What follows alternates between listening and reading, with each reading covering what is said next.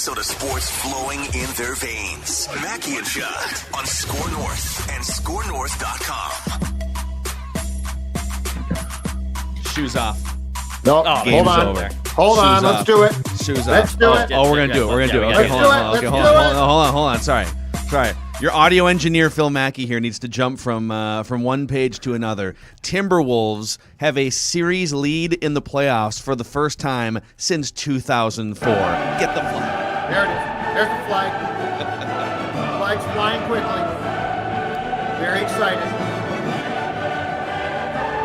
Game over. What a win. Shoes off. What a win. Game's over. Take that, Grizzlies. Stick myself in the head. Okay, would you guys approve? Because I would at this point. The Wolves should celebrate every win, even like a game one win, Just like they go. did when they beat the Clippers. Like I want champagne. In fact, you know what, Yeah. boys? What do you got? I came prepared here. What do you got? I poured myself a glass Wow. of I'm the, right by the fridge. finest $12 bubbly I could find here. I got Go the ahead. whole pack. Pull your surly out. Yeah. Let's I got the whole let's pack. cheers to Minnesota Hold on. sports success. Yep. Okay. I waited to break it open. I get that Since it's not 2004 I've championship had success, but just go with us here on this one, okay? All right, Hold on. Hold on. there we go. Let's crack that one. There we go. Oh, there Right it is. Yes. You hear that? Oh, Where's yours, smooth. Dex? All right, In the fridge. I'm gonna grab it here in Go just a get second. it. Go, No, go to you- the fridge. It's a Saturday. go ahead, Dex. Go Okay. get it. All right, I'll get go it ahead. here. We're gonna wait for All it. right. Okay. So Anthony Edwards, 36 points for the Ant-Man, 20 years old. It's among the top 5 best playoff debut scoring performances in NBA history. I saw Luka Doncic dropped like 42 in 2020, and I think that was in the bubble in his playoff debut. George Mikan was on that list. Karl Anthony Towns, after what was probably the worst and most embarrassing performance of his NBA career, just considering everything a couple nights ago. He plays 43 minutes in this game, doesn't commit a foul in the first half, drops 29, 13, and 3 with 2 blocks. Boys, cheers. The Timberwolves I got it. are on the board. Yep. Drinking and waving. It's legal. It's legal. There we Amazing. go. There, Declan. Yeah, let's. There's so much to break down. I mean, this was such a fun game. It was such a good game. But let's start off by appreciating the fact that the Wolves have now won one crucial game and one important game one for sure. With Cat on Tuesday night and D'Lo today basically being no-shows. D'Lo was 2 of 11 from the field. He did not hit a 3-pointer until I believe the 4th quarter. And this is not to indict the Wolves. This is to say that because of Ant, because he's a star. As Jim Pete said, he's not a burgeoning star. He is a star. Because of Pat Bev, who had a brilliant game, gets booed, loves it, brings it. Malik Beasley had a really good game. Cat, to your point, Phil Mackey, didn't have a foul in this game until well into the 3rd quarter. He still complained about it, which I'm not quite sure why. Dude, you're doing just fine. I know. He was great, though. But here's the word that I would like to use, though, to describe what I saw, because I think it's the overall most important thing. And this is something that Minnesota sports teams certainly don't do a lot, and the Timberwolves, close to up until now, never do. The resiliency. Every time it felt like, oh boy, here come the Grizzlies, right? Oh boy, here they come. It's going to turn. And there were points where it was tied, and there was a brief point where I think Memphis went up by a few points. Every single time, they basically had a bleep you, here we are. That's really impressive. Like that's what good teams. That's what good teams do. They respond to adversity. I mean, think about this in a nutshell. Think about our biggest gripe about the majority of our teams here, right? The Twins, 18 consecutive playoff defeats. Yeah, they're all Vikings, soft and weak and weak-minded, and they don't bounce back. Like they fall behind. The Twins fall behind the Yankees, and it's like, okay, it's done. Yeah. Chris Finch, Timberwolves, Ant, Pat Bev, you get full credit. This was nice. It was great, and things got really sloppy at times. Like the second quarter, they had 13 turnovers, and of course, like if you've been watching this franchise for the last 17 or 18 years post Pete KG era, you're just sort of preconditioned to assume that the wheels are going to come off. But this team, and listen, this team isn't perfect, and this team definitely, went through stretches where they would blow games or lose their cool or whatever. But like, this team is scrappy. They fight. I love the minutes off the bench from Malik Beasley tonight. Taurean Prince, playing on a bum knee. Is it a knee for Taurean Prince? I think so. It is. Whatever it is. He gave you 12 solid minutes. Jaden McDaniels was a freaking beast all over the court tonight. Knocking down a couple big threes, getting to the free throw line, blocking shots. In fact, Jaden McDaniels finished, not that plus minus is like, the be all end all, but he finished with the best plus minus of any Timberwolves player, plus 19 when he was on the court tonight. So it was just about as, you're never going to have a perfect victory against a team like Memphis because it's going to get weird and sloppy and they're going to punch you in the mouth. But like, you could not script a better start to this, a more realistically better start to this series than what happened tonight in Memphis.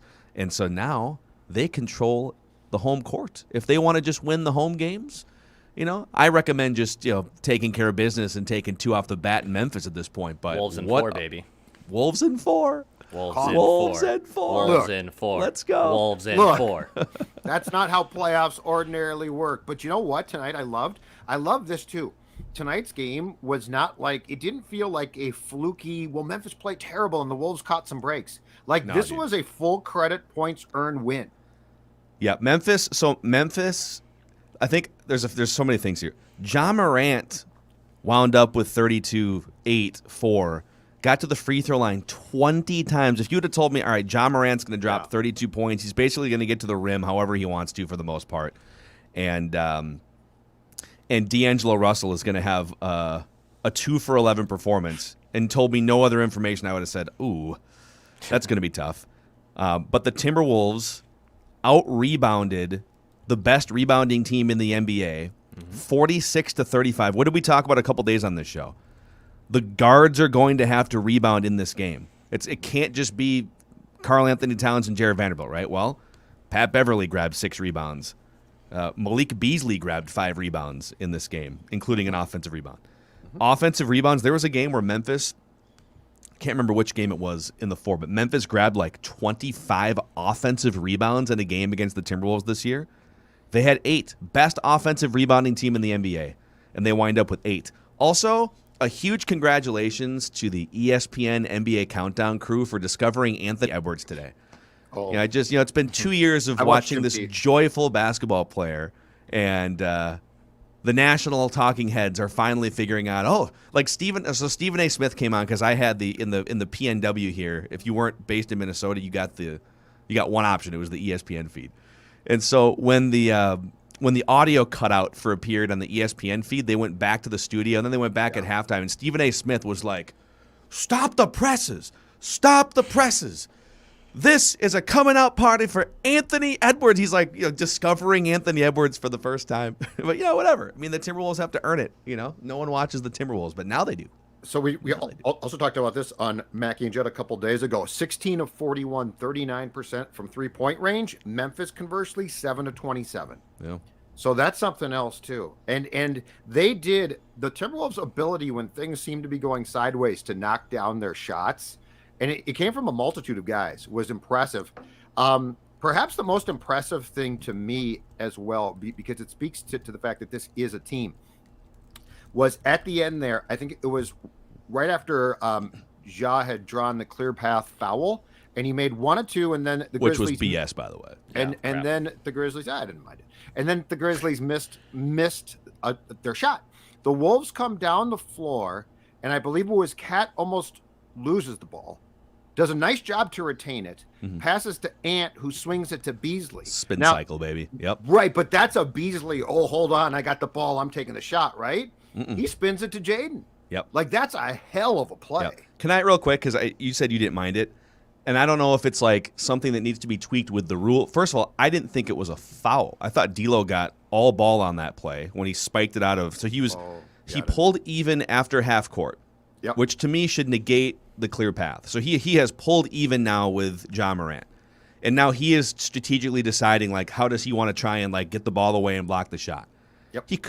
They were just going up court next to each other, and he decided I'm going to try and pickpocket him from behind and slap the ball away. So I thought it was like very much 50-50 if it should even have been called a foul. But Ja Morant is a wonderful player. He's also the best flopper in the NBA. Like that, and he's so small, he can bounce off a body and make it. And if he goes into the trees and gets dinged at all, he's going to fly 10 feet and it's going to look real because he's not that big of a guy. But that's one of those instances where it's like, refs, this is not the time for you to insert your influence and flex your muscles in a game. Like, these guys have been battling for 3 hours almost. Swallow the whistle in that situation. Or at the very least, don't call it a clear path foul when they're equal with each other past half court. So I thought it was a foul for sure. And if the roles are reversed and Ant gets that and goes down, it's a foul. I thought he had a step on Russell. That's why I thought it was. But he had a step on Russell because Russell decided to pickpocket from behind. Like when a clear path foul should be, it's a breakaway and you are lurching from behind. They both slowed down as they were approaching the basket. It wasn't like a clear path breakaway. All right. To me, it was like a technicality. Look, it's a glorious day. I'm not going to argue clear path fouls. Not today. Not today. Wolves man, in 4. Not today. Wolves in 4. Wolves in 4. Yep, exactly right. There you go, Mark Laurie. Phil Laurie. There's no time for dissension on Matthew and Judd. Not on this show. Let's keep the party rolling here. We got a special guest, our friend Darren Doogie Wolfson from 5 Eyewitness News. He's quarantined away from his family. He's just sitting in a room. He's like, I got nothing to do. Probably hasn't I'm in the shaved kitchen in 5 now. days. The family is, the kids are upstairs. I have my own quarantine room. I have the N95 mask. I'm actually on day, however you score the days. Like, I'm on day 5. I feel fine. I have a little bit of a cough. I don't have a fever. So I'm kicking COVID's butt. I'm dominating COVID. Much like Ant dominated the Memphis Grizzlies today. That was an FU game. Hold on. I got to put the beer down. There we go, Dukes. I love it, Judd. That was an FU game from Ant. Yeah. Think about it. He would never admit it publicly, but him not winning Rookie of the Year last year irked him. Yeah. Him not being selected for the All-Star game this year irked him. And, I think he wants back some of those shots he missed. He had the 36. He should have had over 40. I thought some of the threes he missed, particularly late, he'd love to have those shots back. But for the Wolves to be plus 27 from three-point range, for them to only turn the ball over in quarters 1, 3, and 4 7 times, they had the 11 turnovers in the second quarter, but they had built that nice cushion after that 41-point first quarter. Yeah. Then to be plus 8 second chance points, second chance opportunities. I believe it finished 19-11. That's one thing the Wolves did throughout the regular season was offensive rebound. They are not a good defensive rebounding team, but they create second chance opportunities on the offensive end. We saw that today. We saw also why this is a favorable matchup for the Wolves because Memphis doesn't make three-pointers. So all things considered, I do think Jaren Jackson Jr. is going to play more than 24 minutes. He did get into foul trouble a lot during the regular season, but we will see better from Jaren moving forward. But he was pretty good, right? I mean, he had how many different blocks today? Yeah. He didn't make any threes, or maybe he made 1 3, but his shot from outside was off. But I think Jaren Jackson Jr. will be better as the series moves on. I think Steve Adams at some point will give them something offensively. But, D'Lo's not going to be this bad. So, heck, I hope people jumped on the Wolves plus 7. We talked about this on Thursday, that the Wolves plus 7 today was free money. Good job, Declan. Money line, and baby. We thought that this would be a 6 or 7 game series, and everything I saw today suggests it will be a 6 or 7 game series, even though I know you guys are suggesting that 1 week from today, that 9 o'clock start next Saturday night will be the series clincher for the Wolves. The Wolves at midnight next Saturday will have moved on to the second round.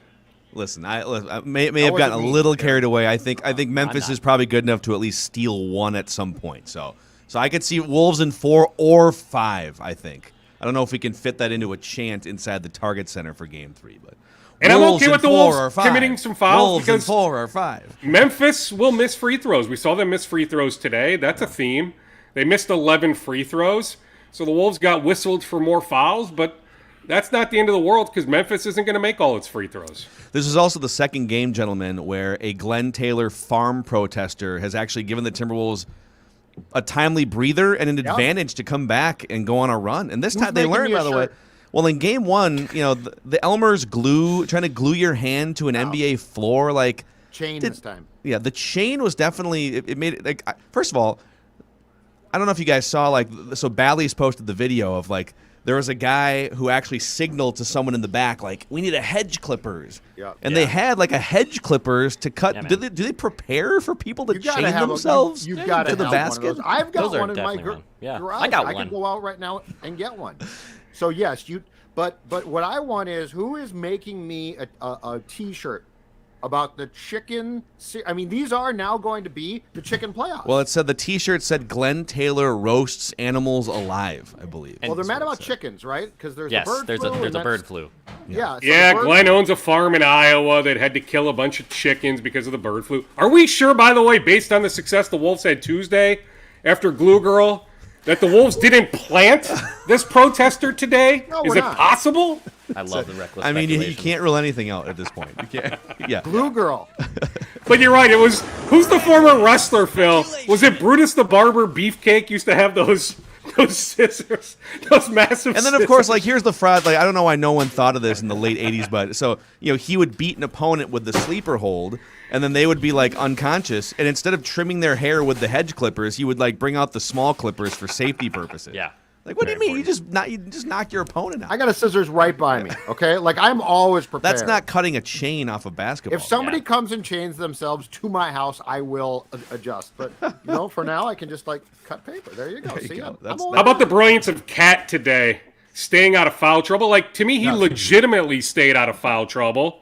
I don't think the Wolves caught a bunch of enormous breaks. I thought he legitimately played straight up a bunch. Yep. And then for him to score right away, what do you have in the first quarter? 11, 12 points, double digits? He had more points in the first 8 minutes today than he had all of Tuesday night. Yeah. Correct. Can I suggest that what we saw today, while I'm sure it's going to change because Dukes, you're right, D'Lo is not going to be as bad in game 2 as he was in game 1. But may I suggest that sort of the formulaics that we saw today work in this sense? Ant is your star. He's your dynamic, jaw-dropping, the national press talks about him guy. And Cat played a great game too. We go back and forth about whose team is this, blah, blah, blah, which is a fun talker. But I would suggest that even with D'Lo playing a really poor game today, we saw sort of a formula that can work because Ant, look, he loves this. It's just clear, right? The spotlight is his. And Carl, to his credit, I thought played a smart game, an efficient game, and a good game. Yep. But I really think that I look at today's formula and say, yeah, you know what? This makes a ton of sense to me. Yeah, well, there's going to be games. I agree. If Ant is hot and if Ant is feeling himself like this, then you ride him as much as you can. But there's probably going to be some games in this series where his shot is off or whatever it may be, and then they're going to need D'Lo to come step in. And you brought it up earlier, the fact that they beat the Clippers after Karl Anthony Towns played the worst game of his career, and the fact that they just went on the road and beat Memphis by 13 in game 1, and D'Lo was a complete non-factor offensively. Going 2 for 11. They haven't even put together their best big three performance in these games yet. Not that they're going to every night, but there's, I guess, an optimistic thing here is on top of the fact that they won, is there's another level to this for them. There's another level where D'Lo plays well. It was a couple Fridays ago, that game in Denver? That formula, that recipe, when all three, D'Lo, Ant, and Cat, were all brilliant. D'Lo's shot selection was horrendous today. The shot selection needs all sorts of work. I do wonder, the chess match, right, of a series. What adjustments now does Taylor Jenkins make? Does he put Dylan Brooks from the offset on Ant? So Dylan Brooks was guarding D'Lo. Is that the adjustment? Because Dylan Brooks is their best perimeter defender. He is a plus defender. He switched off on Ant in the fourth. At times. Yeah, he did. But I just wonder from the get-go on Tuesday night, do we see Brooks on Ant? Well, but then it's the D'Lo show. That's exactly. I feel like the Wolves have counter that should free up adjustments. opportunities for D'Lo. So the Wolves can counter in that regard. Yep. Some interesting things. I was just taking notes throughout the game here. So early on, if you remember, Doogie mentioned Cat got 13 points in the first quarter or whatever it was. So Memphis started the game with Steven Adams one-on-one on Karl Anthony Towns, and Towns was great. And then once Steven Adams went to the bench, I can't remember if it was foul trouble or just if he was head to the bench, but then they started to run. It was Triple J, we'll call him, Jaren Jackson Jr., and then they would run someone else also like the Clippers did. So they threw some different looks at Towns, and he had a couple really bad turnovers out of double teams, but like you could tell that he was making a concerted effort to, okay, double team is here, hold the ball in the air because I'm 7 feet tall, and where's the open guy? And there was a couple times where you just tossed it over his head. Dude, but take a deep breath, okay. calm down. If they double you, it's spin cycle time, and at least he was thinking that way. Another matchup thing on the other side. You guys notice when Ja Morant, it didn't happen on every possession, but the Wolves were trying to blitz Ja Morant and double team him off pick and roll and just either force his hand to pass the ball or force him to try and split a double team. And, the guy scored 32 points on 18 shots and got to the line 20 times. So I'm not going to say they contained Ja Morant, but, 8 for 18. I think if you told me, all right, he's going to go 8 for 18, I'd like to cut down on the 20 free throws going forward, but I would probably take that. And just say, okay, yeah, I think keep blitzing him and make it tough for him and make him pass the ball to somebody else and at least eat into the shot clock so they have to go into emergency mode. But it's like those chess match things on both sides were really interesting to me today. Well, and then you wonder about Naz Reid. How much does Naz Reid play in this series moving forward? He was a complete non-factor today, but they'll need him he at was some really good on Tuesday, right? I don't think they necessarily win on Tuesday without Naz Reid, but he was horrendous. Do you give more minutes to Jaden McDaniels? Would you like to see, because of spacing, would you like to see Jaden eating up some of those Jared Vanderbilt minutes? Vanderbilt wasn't much of a factor tonight. Then on the flip side, Memphis at one point tried to play Adams and Anderson together. That can't happen. Yeah. I don't know what Taylor Jenkins was thinking on that front. Those two can't coexist to me at all. So I'm curious to see what changes will take place now with 2 full days off. Was Naz just not good in the second there? Because he looked out. Well, he picked up 3 fouls just like that. He had 3 minutes, turnovers. 3 fouls. Yeah, But he looked 3 terrible. turnovers, 3 fouls in the first 4 minutes that he played. It was right, just a and disaster. coming off the game that he did on Tuesday where he was fantastic, it was just weird because this was just he looked unplayable. He does this about 1 in every 6 games, I would say. Naz Reid is unplayably bad. But then 2 other times in those 6 games, he'll knock down threes and be an energy player. And so, hopefully you have to play him. You're not. Towns played 43 minutes in this game. Right. You can't play Towns 43 minutes in all these games. And quite frankly, Towns is going to get into foul trouble at least a couple times before this series is over too. So but you could have today, right, with the 2 days off, with the game on Tuesday night. Now, with that quick turnaround Tuesday into Thursday, it might be hard to play Cat 43 minutes on Tuesday. But if there ever was a chance to play Cat plus and a ton of minutes, it was here in Game 1. Yeah. How about the Memphis fans booing Pat Beverly on every touch in the first quarter? What do you guys? You guys traded him. What the hell are you guys mad about? Yeah, they didn't want him. That was all pre-set up. It was one of those deals where Memphis, as soon as they got him, it was going to be another transaction right away. Memphis let the Clippers know right from the get-go last summer, we don't have an interest in keeping Bev. But Pat Bev being booed is perfect because he loves that. It takes I think Pat Bev's presence on your team takes pressure off young guys because he draws so much hatred, which is just sort of weird, but he draws so much hatred and angst. And I think it works. In some ways, he is very much to the 2022 Wolves what Gladdy was to the 87 Twins. He's just this agitator who's a pretty good player who gets under opponents and opposing fans' skin, and he welcomes it. I just think the fact that the Wolves have this guy who plays like Pat Bev does and does all the crap, because he does a lot of crap, and is willing to and can sort of siphon off the angst that might go towards a cat, right? Or might go towards an ant, who I do think would ultimately enjoy that as well. Yeah. But Pat Bev, to me, is just in so many different ways such a key component to the success of this team. His stats might not always be great, but he's always doing things that I think certain guys absolutely despise doing, and he welcomes it. Yeah. Would the hockey equivalent be Bertuzzi? No, because no, the hockey equivalent, and he's not this good, would be Brad Marchand of Boston. Yeah. Brad Marchand is a marvelous player, but he agitates. Bertuzzi actually beat guys up. Pat Bev wants to annoy you to despair. Well, he'd beat you up, though. He's from the south side of Chicago. I know Trust that. me. He will kick your ass. He would. But he's not a. will But what I'm punch saying you is in he's the not a face. goon. He's not a goon. No, He- no, not he's necessarily. And to his credit, he can make plays. He does make plays. I give him credit for that. Okay, this is a really inside reference, but for those who get it, sorry, I just clicked on the wrong thing here. Kirby says MJF and Pat Beverly. MJF is from AEW. He's like the agitator of all agitators on the microphone. He's going to trash talk, but he can also hold his own in the ring, so to speak.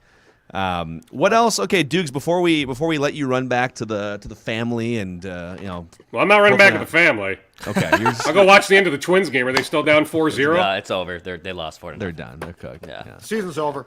Sonny Gray hamstring. Yeah, not good. What? Yeah, Sonny I Gray Left came out early. second Yeah, he inning. left the start early. Yeah. Like second inning is bad news. And that's your Twins update. Dukes, what's your thought on the rest of this series now? How did Game 1 change the rest of the series for you? Well, did you guys touch on Malik Beasley, his brilliance? Because remember, at the trade deadline, 30 minutes Sachin in. Gupta at least contemplated sending him to Boston. I don't think it ever came that close, but at least the idea was being contemplated. It's not like Gupta was like, no, Malik Beasley is off limits, but Malik Beasley was really, really good. Our mutual friend Dane Moore had a tweet the other day that I agree with him, that Malik Beasley is the most underrated Timberwolf, and we saw Beasley brilliance today. How does my line of thinking change moving forward, Phil? I thought it was a 7-game series, this morning. I still think it is. I do. I don't know. I'm tempted, though, because I picked Memphis before the series. Yeah. I thought Memphis would win. I wasn't sure if it'd be in 6 or 7. Yeah. I am tempted to flip the pick. Oh. I am. Already? At least tempted. Yeah, at least tempted. Bring in the towel. Who needs a twin? You know what? Wolves in. I don't think we can. I guess what I'm getting at is, I don't think we can overstate how impressive that performance was today. That is the second best team in the league. Yes. Memphis was better than any team in the Eastern Conference. So they split 2-2 in the regular season. They did, but to do that to them, to put 130 on the team with the 6th best defensive rating, that is super, super impressive. It is. Here's the other thing. So, all right. It comes down to math, too. This is going to be hard for the Grizzlies now. So the Wolves have beaten the Grizzlies 3 out of 5 games so far this season. The Grizzlies now have to win 4 out of 6, including playing 3 games at Target Center, which is going to be a great atmosphere for those 3. So, I mean, stealing one in Game 1 at Memphis makes it just hard math-wise. I'm not ready to full-on pick the. I think this probably goes 6 or 7. And man, if it's Game 7's going to be bonkers if this thing goes 7. But well, it would be bonkers. But I'm trying to quantify too the amount of pressure Memphis now faces to win on Tuesday. Yeah. Right. Big time. And I get it. There's pressure before every playoff game. So that's where I'm struggling to quantify exactly. Yeah. But they can't lose on Tuesday, right? I know it's not exactly a must win. They could still win the series being down 2-0. But that's where I'm trying to figure that out, right?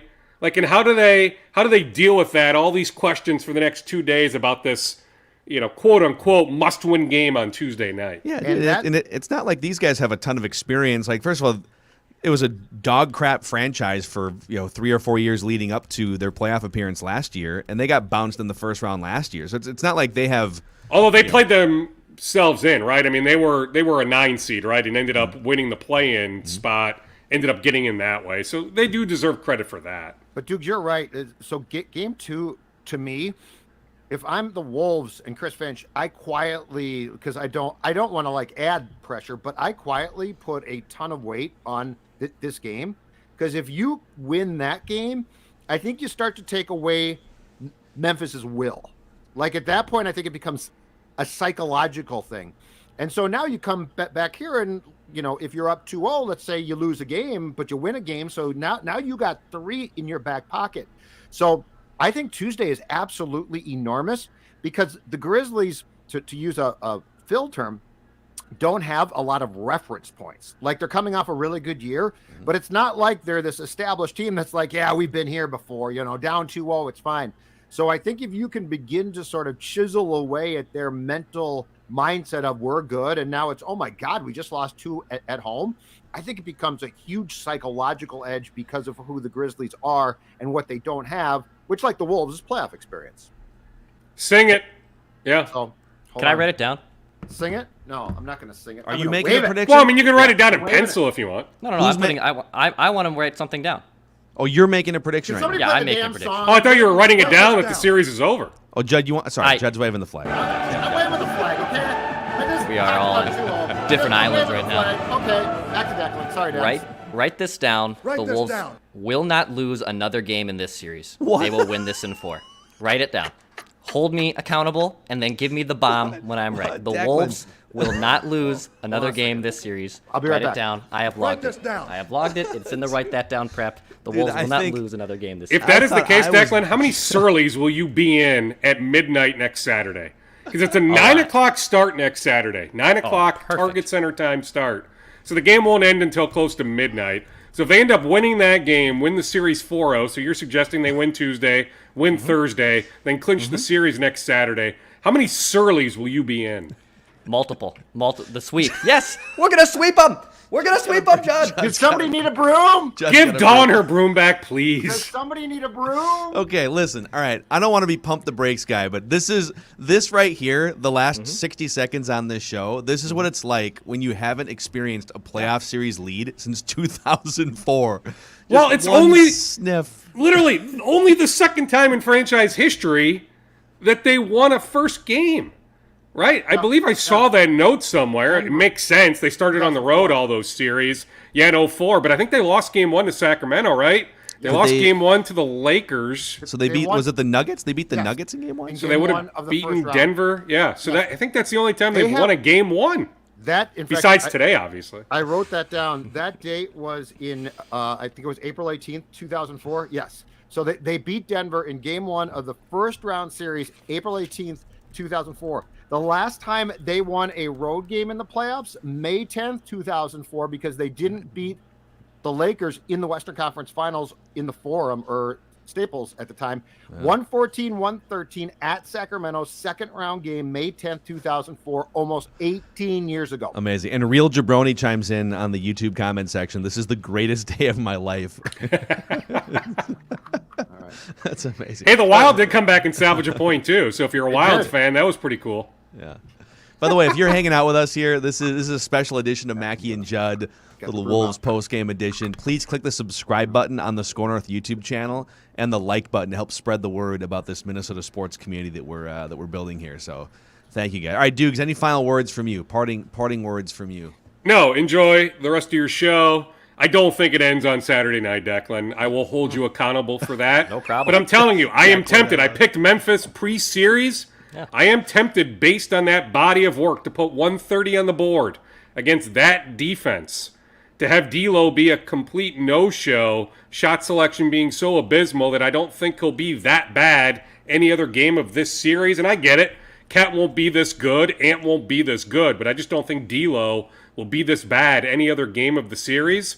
Yeah. I am tempted. I'm seriously, I'm contemplating it. We can reconvene on Tuesday. Judd, at least you and I can. Phil, we can reconvene next Thursday, although I guess by next Thursday we'll be at least a couple games in. But I'm tempted to change my pick and say the Wolves are moving on. But as of now, I still have Memphis winning this series, probably at this point in 7. Love it. There he is, Darren Doogie Wolfson. See you, Doogie. 5 Hi, boys. Eyewitness News. The Got Yeah. a room right here podcast. if you need one. I've got my N95, see ya. Let's see, Later, Mike. Dukes. Amazing. Yeah, I don't think like when I'm just trying to see like, okay, how repeatable was this performance? Okay, D'Lo's gonna get better. Yep. Nas is gonna give you something. You're not just gonna get 3 turnovers, 3 fouls, nothing Yeah, let's else go in through the 5 good and minutes. bad, Phil, because Cat's gonna. You're right. Cat's going to get in foul trouble. Like Yeah. he's not going to repeat what he But did. the performance from today. Cat today wasn't Yes. like other than he played 43 minutes and didn't get in foul trouble. Correct. Like I'm more worried about foul trouble than I am about like this. Like, oh my God, he went for 29 and 13. Well, he averaged 24 and 10. Here's So here's the thing we don't know, and I'm curious about it. And I would tend to agree. Ant is not going to be great every game, but Ant is often not good when Ant. It's just a March game, right? So we've seen him now in back-to-back really big games, and he's delivering. I'm not so sure, and I'm not trying to say he's going to go lights out every game, but I'm not so sure we aren't seeing what Ant's DNA is all about. You're also, yes, 100% yes. He is a big game spotlight player, and that not that he's going to do this every game, but like he loves it. He doesn't get nervous. He thinks he's the best player on the court. It's, there's no like lack of self confidence. I love also that he'll do the heat check 3 once in a while, but it just feels like he's not just chucking shots. It feels like he's trying to get to places. They showed 6 replays at halftime on the ESPN telecast of I think John Morant was guarding him on the right wing in the first half, toward the end of the first half, and he dribble drives to the elbow and then does like the step back to clear sort of 3 feet of space and just takes sort of a fadeaway from the free throw line. That's a great shot for him. Dribble drive, step back, like he's figuring out where to get to on the court. Also, he's using his driving abilities to kick the ball out and start the spin cycle. Gets to the free throw line 8 times today. So he's 20. Like then you also notice a couple times today where he's flying back on defense and either blocks a shot or gets a hand in a passing lane. So just everything about his performance today was poised, under control, dominant. And it was the second consecutive time in huge games. I think we probably at times, not all the time, but I think we at times overestimate like age and experience as opposed to a person who as was put in the comments earlier, just has the it factor. Ant has an it factor that we don't often see here. Yeah. And that's why I'm not quite so sure that throughout the course of these playoffs, he is not just going to be the guy. Like he might not score a ton of points every single game, but to your point, it's interesting. He doesn't get flustered. And here's what I love about him too. And I guess this is what drives me nuts about Cat. When Cat picked up that first foul in the third quarter today, like he's gesticulating and motioning. Ant had some calls go against him. And I just love how he sort of throws his head back and smiles, but not in a woe is me, how can you pick on me way. It's just like, oh, are you serious? And then he just moves on. Yeah. Like everything about how he's wired for big games, I absolutely love, because here's the one thing. We are yet to see in a big game where the pressure looks like it's wearing him down. Yeah. It's almost like he just embraces it. And that's not we've certainly seen some guys in this town, Cat at times. I forget his name, the quarterback for the Vikings, who don't seem to embrace the pressures of the moment. And Ant does. And as a sports fan, just flat out as a sports fan, I love that. Let's also just real quick, let's bring a handful of people on. If you guys want to jump on, if we want to turn this into a vent line, let's bring 4 or 5 people on Dex. VikingsVentline@gmail.com. I know we should really get like a Wolves and a Wild vent line email too, which we can. I guess we're just being lazy. I don't know why we're not doing that. VikingsVentline@gmail.com. If you want to join the show in the next like 10 or 15 minutes or so, let's bring 4 or 5 people on. We'll turn this into kind of a vent line to wrap the show. But I hate to be this guy. I hate it when fans do the like our guys don't get calls and their guys do get calls. Like, right. Generally, it's even across the board. Officials aren't coming into this game saying we're going to favor Memphis because screw the Timberwolves, right? Like neither one of these. In fact, you could argue that the Timberwolves got some whistles to go their way today that ordinarily it feels like they don't. But one thing that was really noticeable, and I alluded to this earlier, John Morant, because of his size, which is diminutive, when he goes into the paint and he's brilliant at absorbing contact, and he's one of the best paint scorers of any size in the NBA. He converts at like a 70% clip inside 3 feet, and he scores like 16 points in the paint per game, and he's freaking 6'8", whatever. But, you dust him with a feather and he gets knocked over and the refs call every time. Anthony Edwards is, 230 pounds of muscle. Yep. And he'll barrel into the lane and get roughed up, but he doesn't like fall to the ground and slide 8 feet like Ja Morant does. And so I think Ant, I don't know if there's something he needs to do embellishing contact more often, but like he doesn't get to the line as often as he gets contact, if that makes sense. Mm-hmm. And Ja Morant gets to the line more often than the contact would suggest, but he's smaller and knows how to sell it to the officials. So that's something I'm just curious to see in the evolution of Anthony Edwards. Will the referees call more fouls when it's warranted, and can he do a better job of embellishing contact in certain situations to get to the free throw line, like Ja Morant does a brilliant job of? You know what? In this case, like, I get your point, but I don't care. Like, I want him to play the long play. Yes, it might make sense, but in a series like this, I don't care. And I actually think the more that Ant just plays through it, the more calls he'll get. I think part of Cat's problem is he never plays through it. There's a huge middle ground between just being stoic when people bump you and flailing your arms at every little thing. But like if he Cat wasn't, tends to do. but if Ant wasn't scoring as much as we thought he should be, then yes, there's a case to be made that he should do more to try to get to the line. But I love the fact that he just plays his game. And I also think that the officials, I think he's going to get more and more calls because officials are going to one, identify the fact that this guy's a star player.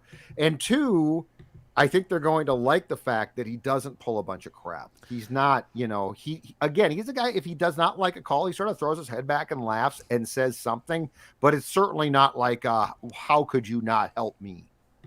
Cat, by the way, asked the reporters after the game. He said, "When was the last time I played 43 minutes?" And Jace Frederick from the Pioneer Press said, "Oh, maybe like an overtime game." And Cat goes, "I know when it was. Tibbs." Get it, Carl. Switch. Get out there. Switch. He's right about that. All right, this is a special Mackey and Judd edition of, I guess Timberwolves Vent Line we're going to turn it into here. So let's go. Who's first out of the gate here? We'll take a handful of Timberwolves fans and throw them in the room with us, the most interactive platform in Minnesota sports here at Score North. Let's go to Vikes fan 47. What's up, buddy? Hello. My third time on your show, this time from the state of Virginia. Awesome, dude. DC area. I can hear the birds. It's like Augusta, dude. Yeah, it's pretty nice here. It's mid-70s. A big change from northern Minnesota. But I just feel it's a great day for Minnesota sports fans.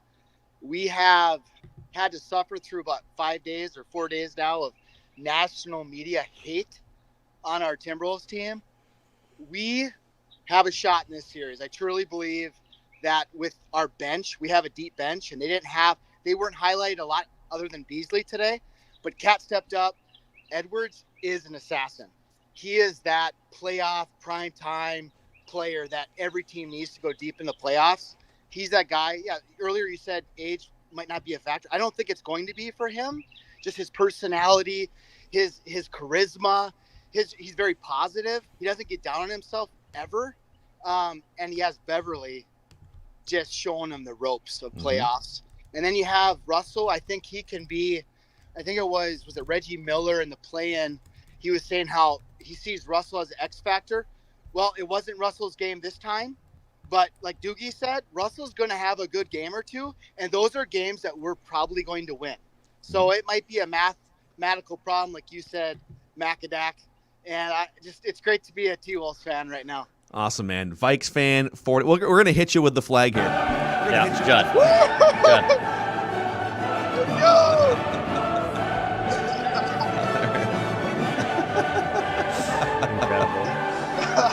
Love it, dude.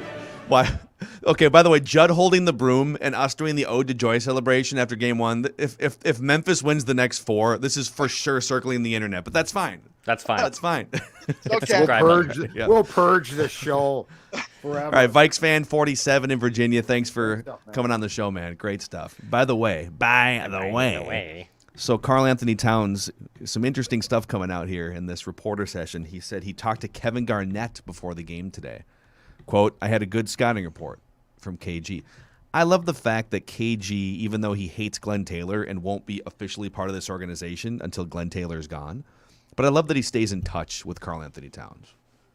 That's because that's the relationship that you want. Yeah, that matters. To be formed, right? Agreed. The biggest thing that he could do if he was part of this organization would be work with Karl Anthony Towns. So I love that. I don't know what they talked about. Maybe it was a text message. I don't know, but they're in contact. Mm-hmm. That's good to know. Mm-hmm. All right, who's up next here? Let's go to Tyler. Tyler, what's up, man? You're on Wolves Vent Line. How are you? What's up, Tyler? I'm great. How are you guys today? It's a fun day, man. This is a fun day. So just for some background, I've been a Wolves fan since Love, Kevin Martin, Pekovic, and Rubio. Oh, yeah. So, and I'm 28. So I got in early. I've been let down a bunch already. So tonight was amazing. Yeah, so this is like, God, if you didn't, because I came in as a fan right at the beginning of the KG era. So if you missed that era as a fan, Yep. It's been this all is let like down. one of the 3 greatest moments of your time as a fan today, right? 100%. I just had a few thoughts. Even though none of us really thought Cat was down and out for good, Cat's back, so it's good to see that. Anthony Edwards needs the ball more at the end of the game. I think just in one-on-one situations where he's diving to the hoop and people start to close in, he's good at finding the open guy. And then D'Lo needs to stop looking for fouls. When he goes to the hoop, he needs to try and finish. Yeah. Stop trying to get the ticky-tack stuff and just get the ball in the hoop. Yeah. Those little fadeaways and stuff, too, where he tries to absorb contact and fade away. It's like, I don't know, man. And, I feel like you could get the floater. D'Lo, when he tries, is a good finisher. And I think that's something he forgets because of his size. Maybe he doesn't get the calls he's looking for. Yeah. But D'Lo's a good finisher when he goes for it. So I need him to go for it. I need him to stop looking for the foul and just muscle through it. Yeah. Tyler, great stuff, dude. Thanks for coming on, and congratulations on a top Shoes 3 moment. off. Shoes off, Shoes baby. off, man. Shoes off at the end of the game. Yep. There you Shoes go. off. Little flag. No question about it. 28. Appreciate man. you guys having me. Thanks, Tyler. Good years. Appreciate Good it, man. years coming up. What have you been a fan for this long? Check this out. That's right. The Pooh Inaugural Richardson draft. Oh, my God. Like there's some Is it a pain. There's pin? some pain in this button. What There's is some that? real pain. Is it It's a the pin? inaugural NBA Yeah, draft. I know, but it's the Pooh draft. But what are you pin. holding? Yeah, Oh, it's a it's pin. a- it's a Okay. button. It's Yeah. a pin. It's a button. You know, you Do showed up people with still the, wear pins? I feel like and I- pins were I really don't think popular now in like they- the late 80s. No. I don't think now, but the point is, think about the pain that goes along. Like like if you had been told that this day, this team's not going to win any games, really, you'd be like, no, of course they're going to have a title by now. The Toronto Well, Raptors didn't even exist when this happened. I saw a trivia question on I think it was ESPN's Get Up a couple days ago. Who has, of the active NBA franchises, which franchise has the least amount of playoff victories? And it's the Timberwolves. It is the Timberwolves. So start racking these victories I'm up shocked and by that. get out from the. I think they only have like 16, something like No. that, in Yeah, franchise that's probably history. right. So- Yeah, I mean, they didn't make they kept getting, they consistently made the playoffs from 97 to 2004, but they didn't get past the first round until 2004. yeah. And then they just started to miss the playoffs forever. Yeah. And they got the one against the Rockets, which, by the way, at that point, we knew they were completely dead. That's the difference now. All right. Who's next out of the gate here on Mackie and Judd Timberwolves Vent Line? Let's go to Cooper. Hey, What's how up, you guys buddy? Cooper doing? Carlson from the Timberwolves Daily YouTube channel. Check him out. How you guys doing today? This is What's weird, going on, man. dude? It's going good. I did my own show tonight on that channel that you just shouted out, but it was good. This is weird. Like, I'm 20, so I've never been through any of this at all. I don't have any recollection of the 03-04 season. Yeah, how are even, you so processing this right now? I don't like it's weird. I've watched it really is. Like, I've seen Ricky Rubio and Kevin Love and all that, and it's interesting because they'd win 42 games and it was like, all right, rebuild's almost up, and then it collapses completely. Like that, we went through that about 4 times. So this is fun to see a rebuild kind of do what it's supposed to do, and it's really interesting. And the poise this team plays with is shocking to me. I could see game 2, the Grizzlies coming out and being more like just crazy and just like, I don't know, on edge than the Timberwolves, which is great. The Wolves have had meltdown mentality for as long as I can remember, but it just feels like this team, even guys like Karl Anthony Towns, which is crazy to say, playoff cat, tonight. Showed up a little, but That's great. Well, also like Yeah. so they had that 13-point lead in the first half. Yeah. I didn't love when Chris Finch allowed the bench to dwindle that lead away without calling a timeout. I thought Finch was great on the timeouts in the second half. John Morant goes up for that two-handed dunk. The crowd starts to get into it, and then on the next possession, Finch is like, "Shut it down. We're not gonna let that dunk put this Right. arena into a frenzy." And I thought he should have done that when the 13-point lead was dwindling down to a tie game. But once the Grizzlies tied the game, it's hard not to go into that, like you're talking about, Cooper, that mindset of, oh my God, they had a double-digit lead. It's a road game, and now they got how are they going to play, equal or ahead of Memphis in Memphis for the rest of the way? And they did. Yeah, it's one of the first games where throughout I was kind of confident they were going to win. The Clippers game, up until maybe the 4-minute mark of the fourth quarter, it was like there's no chance. I thought they were going to lose. I sadly, I kept saying Clippers are a horrible matchup for them, and they probably should have lost the way Cat played, but they still somehow found a way to win. Tonight, though, one of the first times in a big game I've watched the Wolves and confidently felt like they were the better team throughout, which is a weird feeling, man. I'm trying to process it. I still am. Well, it's like, is this real? I think the difference is this, like the simplest one. It's Ant. Yeah, Ant gives for sure. Ant gives you a player that most teams don't have. Like, he is a dynamic star player, and when you have, especially a young guy, but when you have a guy who can swing the pendulum by himself, which this kid can do, that changes everything. Because, like, Yes. to your point, yes, Kevin Love was a really nice player. Like, at his best, he was a really nice player. But you never thought Kevin Love can single-handedly take control of this very important game and win it. Ant has the ability because the Clippers game is the prime example, right? Like, the Wolves have a lot of nice players, but Ant's a dynamic player, and he loves that pressure. I'm telling you, in some ways, it's Puckett-like, Also- because he looks at the pressure and smiles and says, "Ha, funny. I like this." Also- and how many guys do we see in this town that don't like it? Because I think most people would say, rank the best players in this series, and not just Wolves fans or Grizzlies fans, but like the NBA, just media or people who watch games. I think people would say John Morant is the best player in this series. Just objectively, I think they would say John Morant is the best player. Now, we could sit here and say on any given night, Cat could be, or Sure. Ant could be, or D'Lo. But if Ant or D'Lo are going to play Ja to a stalemate on any given night or outplay Ja, like tonight, not that it was like a one-on-one matchup, but Anthony Edwards outplayed Ja Morant tonight. Okay, advantage Timberwolves. And then look at the rest of the players up and down and say, if this is going to be a stalemate or the Wolves have an advantage and you take those two players out, how do you like your chances, the rest of the roster versus the Memphis roster? Right. And It's so, either like, way. if- Yeah, for yeah. sure. Well, the Wolves, I think, however you look at it, have at least two out of the three best players on if you combine both teams, the Wolves with Cat and Ant have two of the three best players in the series, and with D'Lo too. Any night he can be up there, and if two out of those three guys are playing like they had, like we've seen them play so far in the play-in game in the playoffs, like the Wolves are going to win that game. If they have two guys doing what they've been doing, it's fun. And one more thing. Ant's the first player for me that's been like younger than me, and it's really weird to watch because it's like there's no way, right? I mean, are you kidding me? But Get used to it, kid. Yeah, It only gets worse. it's weird. Cooper, great God. stuff. People go check Thanks. out Cooper's YouTube channel, Daily Timberwolves. He's pumping out regular content, and we'll get you on again sometime, Cooper. All right, thanks, guys. All right, man. Let's bring some more people in here. Let's do it. Let's Couple bring more in people here. let's bring in Michael. Michael, what's up, man? You got us okay? Hey, yeah, can you guys hear me? Yeah, Yep. man. What's going on? Hey, big fan of the show. Sorry, I'm making bottles for my twin boys. Attaboy. It's getting close to bedtime here, so we're trying to Me too. multitask. But hey, guys, big fan of the show. How much fun was that? Wow. Yeah. I've been a Timberwolves fan really since YouTube TV came out, and then I lost all my Timberwolves games because YouTube TV network covers them, so I got to steal Yeah. my brother's account to watch them. But I had that feeling the entire game. Like when they were doing this thing, I think it was like midway. It was probably that second quarter where they always do this where they get a stop and then they just rush down the field and look like third grade basketball for a little bit, where they like don't know what to do. It's like, guys, just take a second. Like, let's figure this out. And they finally started to do that in the second Yeah. half. And maybe I'm just scarred for life, but it was still, we're up by like 10. There's a minute left, and I'm like, well, how do we lose? How do we lose this game? I know. It's gonna take a bunch more games like this to kick that feeling for sure.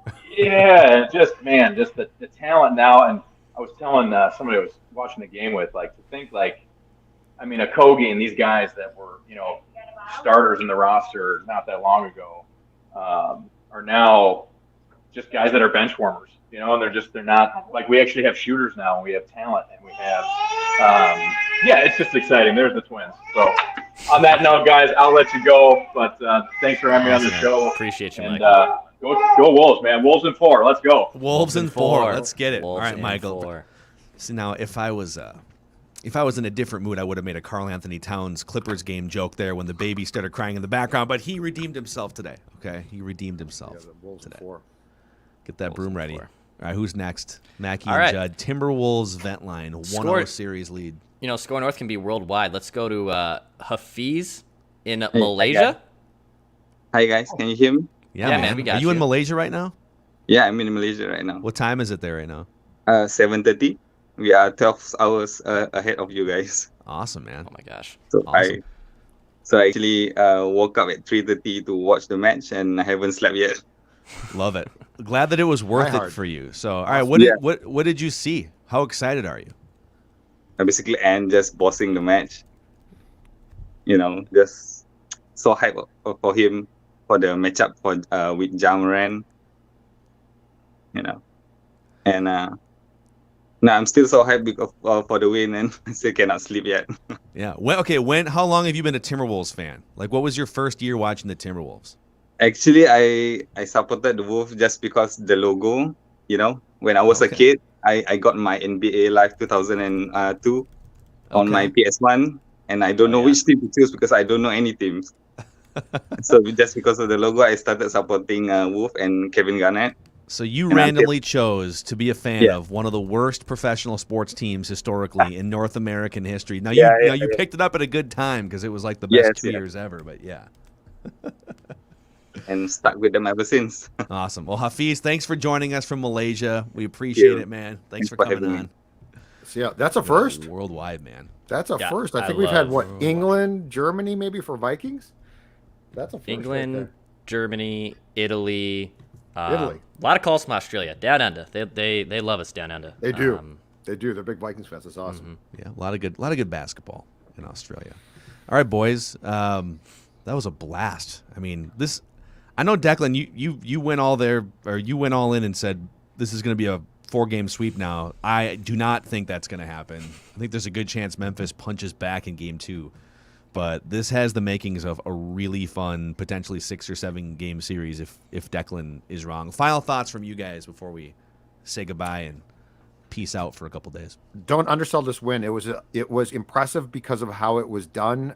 It was done with a star player. It was done though with a workmanlike philosophy of a team that could have fallen apart and did not. It doesn't feel, and I might be proven completely wrong here, it doesn't feel like a fluke though. It feels like a really good, solid road win.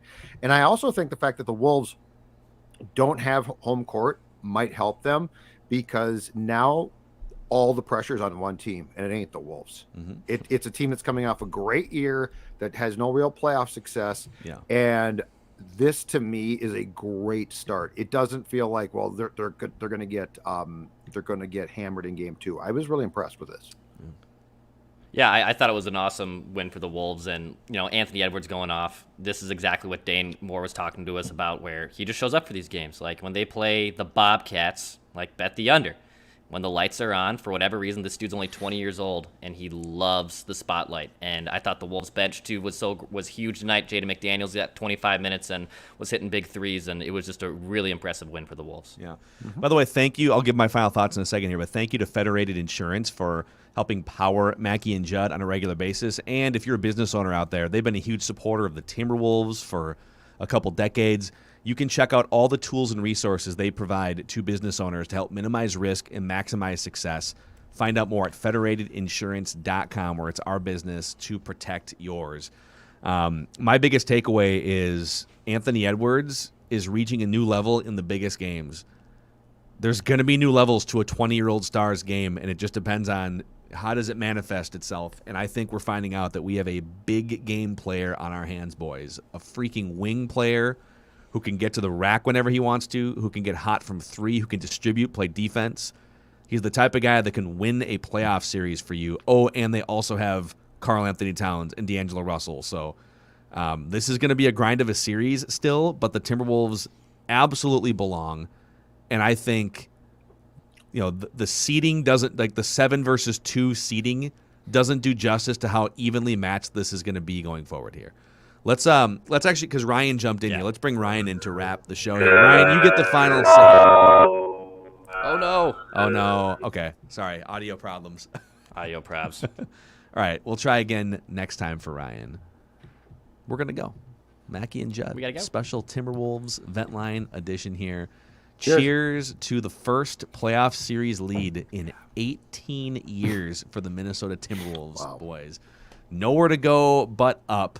Anthony Edwards was one of the biggest playoff debut scoring performances in NBA history with 36, and Cat turning around a disastrous performance against the Clippers. Please click subscribe on the Score North YouTube channel. Wolves in 4. We'll see if Declan's right about that. And click the like button so we can help spread the word about this Timberwolves joy. Thanks for hanging out with us. We are Mackie and Judd. Declan holding it down. We'll see you.